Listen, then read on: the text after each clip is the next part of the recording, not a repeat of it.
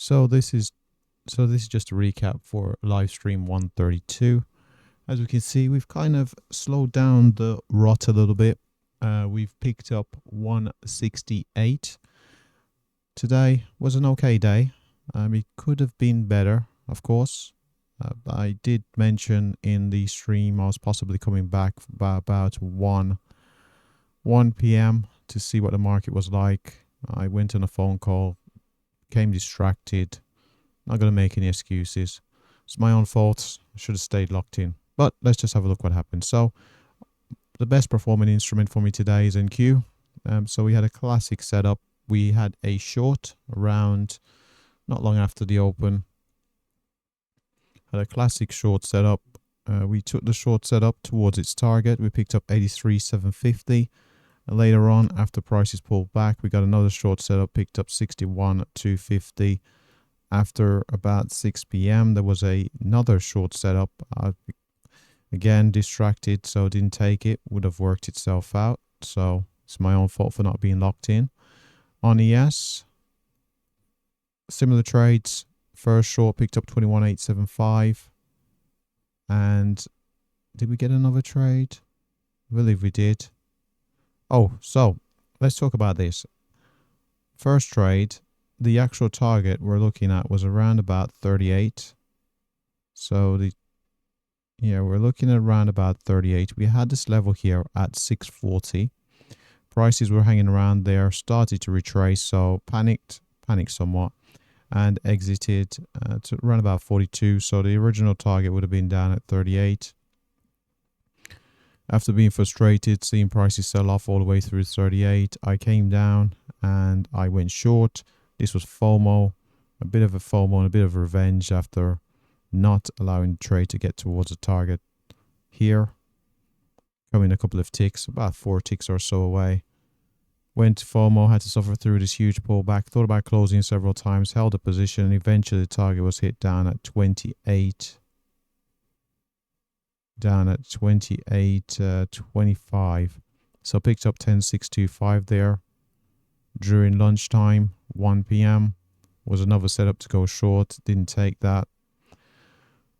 As we can see, prices traded through that 24.50. There was another level that we were looking at to the downside.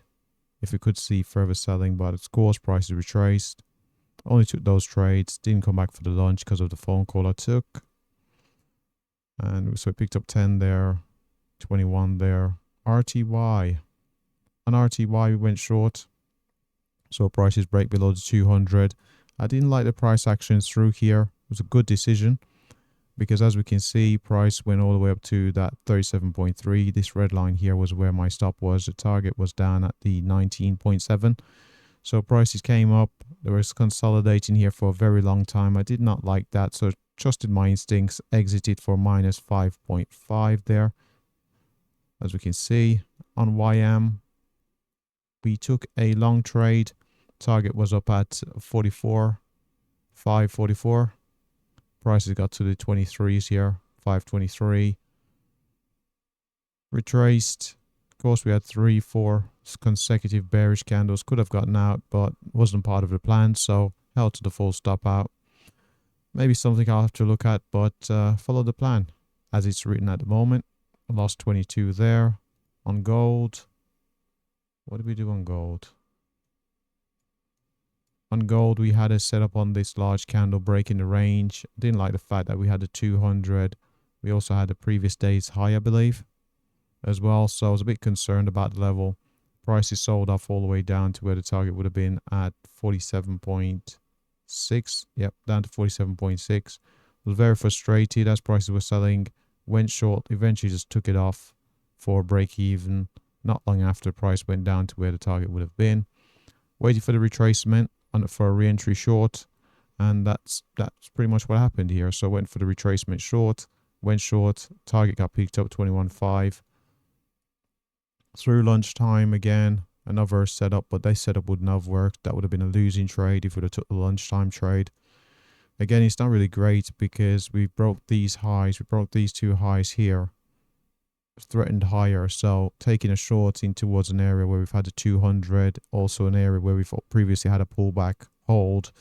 Wouldn't have been the greatest trade, but if we'd have took the trade at lunchtime, would have lost there. And let's quickly wrap up this video now. So I'm going to bring up the trade performance. So over on the trade performance here, we can see this is our equity curve. We can see we pulled back a little bit from the highs, up at the highs. I think we're up at 74, 75 or so. I believe at the very highs we're up at 75. Is that correct? No, I guess it's 74.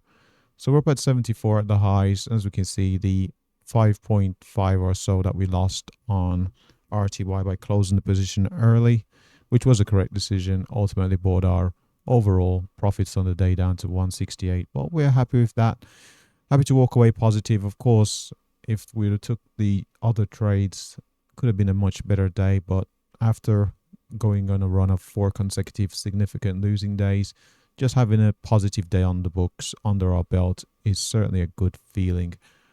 If we go over to the summary page, we can see here total gross, total loss. There's our commissions, profit factors positive, high accuracy. We only had the one losing trade. I believe it was just the one losing trade. Average losing trade, average winning trade, not a great ratio. Largest win, largest loss, not a great ratio. But the thing I pay attention to most is, of course, the equity curve. So a very smooth equity curve. Didn't give back too much off the top. Gave back a little bit, but not much. Didn't have a big drawdown. So that's about it. And what I have to say is thanks for watching. Good luck trading and have a great day.